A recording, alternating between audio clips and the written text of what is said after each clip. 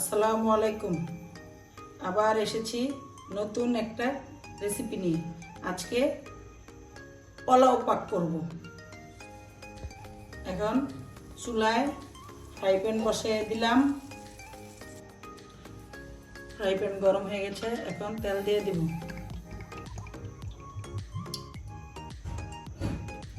আমি এখানে 1.5 কেজি পোলার চাল নিয়েছি। তেল গরম হয়ে গেছে, এখন পেঁয়াজ দিয়ে দিব।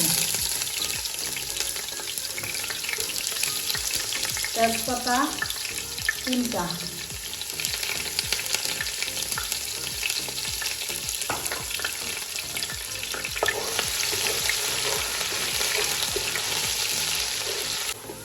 পেঁয়াজ ভাজা হয়ে গেছে, এখন চাল দিয়ে দিব। চাল এখানে আমি 1.5 কেজি নিয়েছি।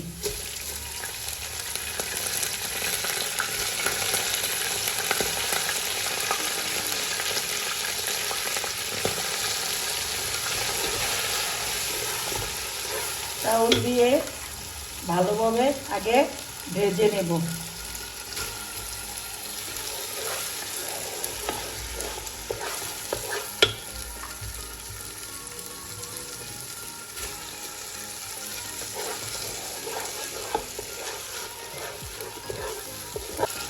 ছয় সাতটা কাঁচামরিচ দিয়ে দেব। এটাকে এখন ভালোভাবে ভাজবো। ভাজা ভাজা হয়ে গেছে,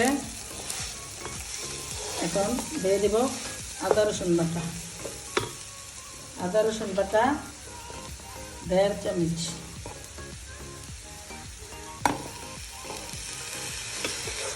আর দেব লবণ স্বাদ মতো।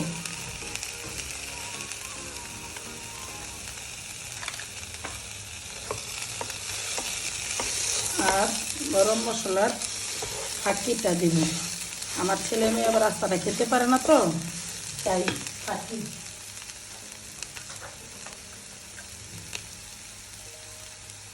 এক চামচ।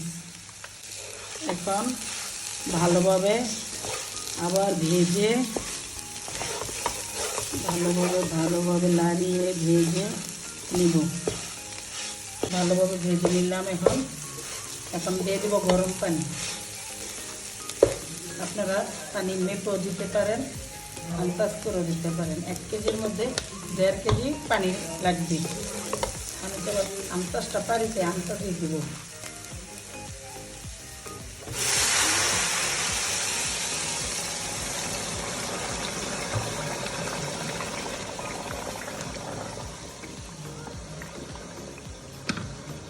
এখন পানি দেওয়া হয়ে গেছে, এখন নেড়ে ঢেকে দিব।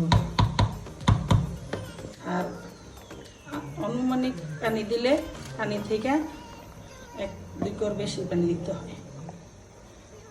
এখন ভালোভাবে বলকন আসলেই চুলার আঁচটা কমিয়ে দেব, দিয়ে ঢেকে দেব।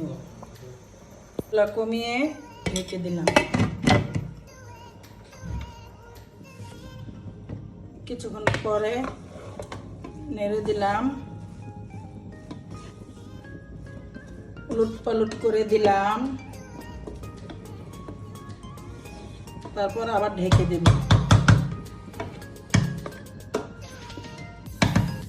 ঢেকে দিলাম। এখন হয়ে গেল পোলাও।